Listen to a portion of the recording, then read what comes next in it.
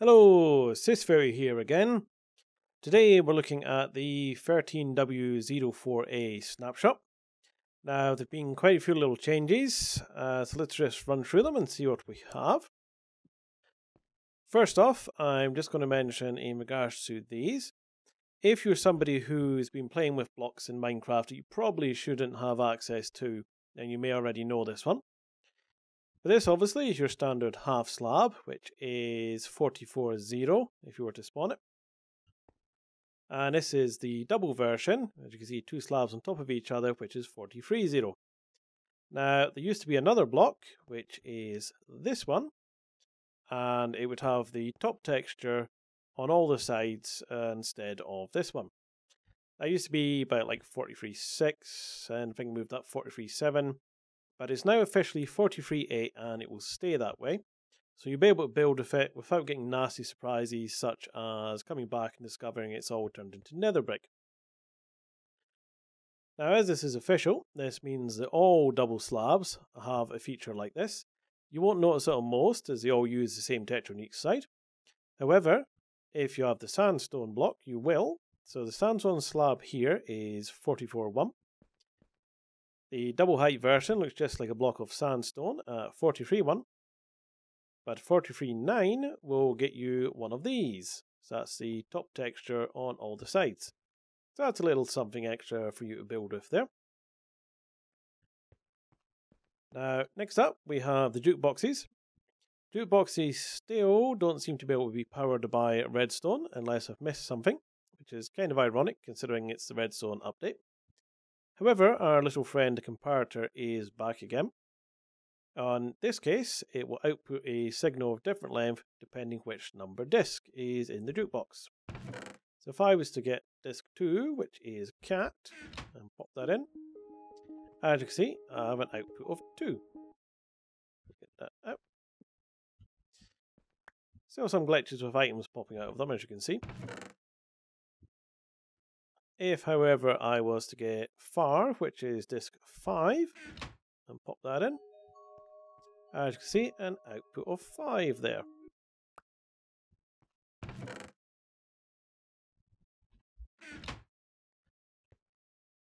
So next things is just up here.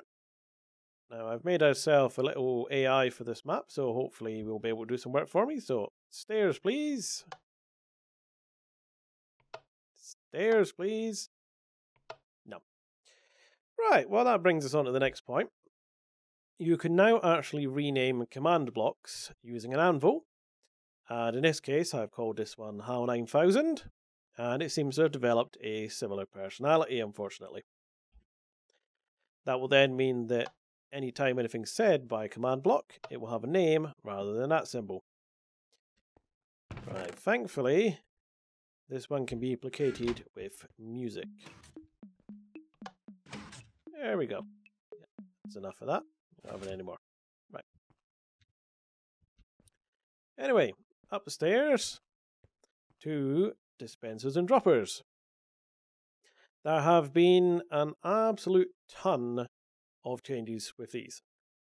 So if we look at our little friend, the dropper, as you can see, just spitting out some TNT there. But the dispenser over here, we were told anything you want to drop, use the dropper from now on, as a lot of changes in regards to dispensers, and this is one of them. As you can see, it now spawns prime TNT. They also, if you look over here, can have different orientations now as well, and can point in any direction. You can still tell the difference as dispensers have a circle and droppers have a rectangle. So these ones with arrows, as you can see, just firing as you normally would. This one just going up into the ceiling there. If you want to be especially cruel, you could put a pressure plate over there and it will still fire whoever's standing on it. And obviously down as well.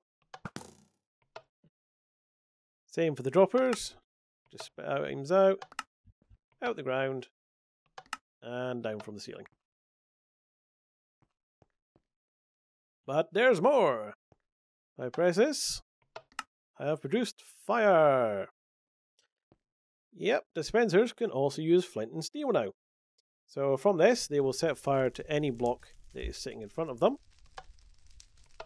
For example. Next up, we have some rails here. Now, I'll just have a quick look under here. I have a dispenser set up here, so that will actually spawn carts onto this rail. Now, mobs are meant to be afraid of rails now. I have tested with cows and zombies and surrounded by rails, and they won't bother to cross it. However, pigs, that's another matter. And you can see I managed to squeeze through there. But they're really not too bothered. They're all standing on the rails there. So they will mess up anything still, so that's probably got to be a bug. There they go. And let's see if I can catch one. Oh. There we go. Don't know if that was previously possible, but if a cart runs into an animal, it will take it with it as well.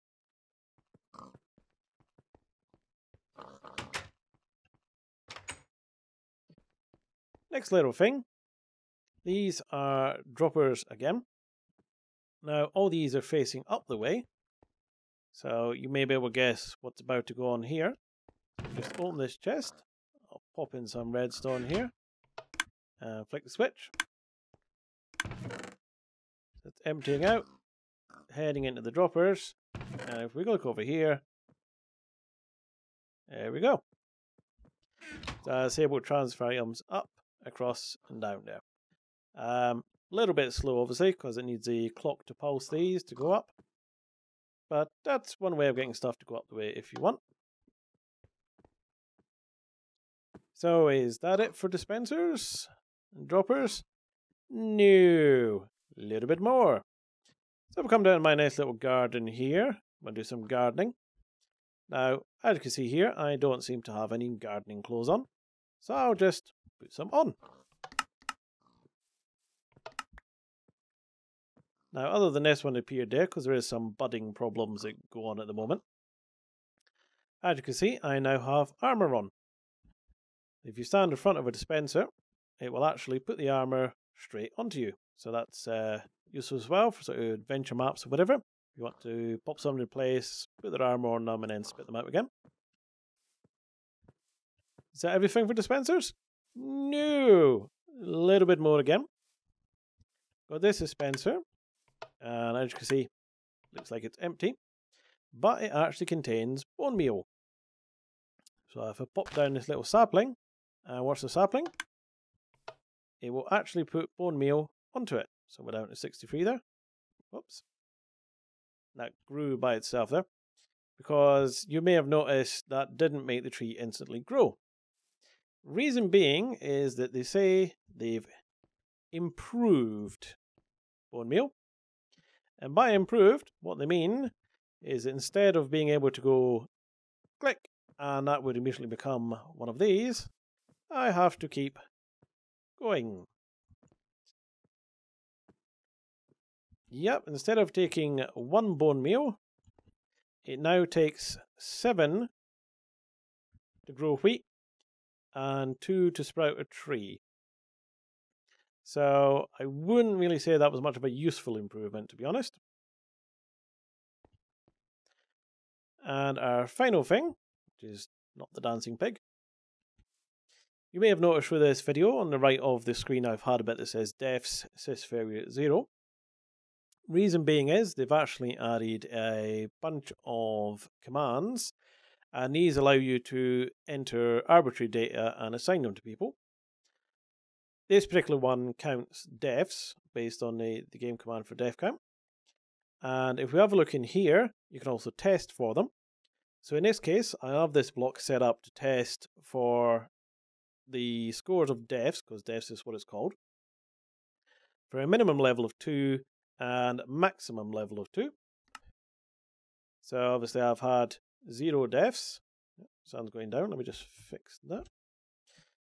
So if I was to hit that, absolutely no effect. However, if I just change my game mode, I'll just get rid of my stuff first so it doesn't go everywhere. And hop in here.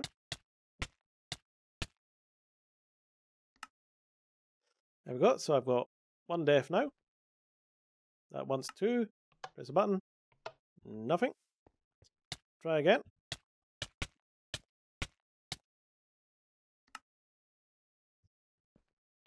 There we go. So I've been detected as having 2 defs, so it's lit up.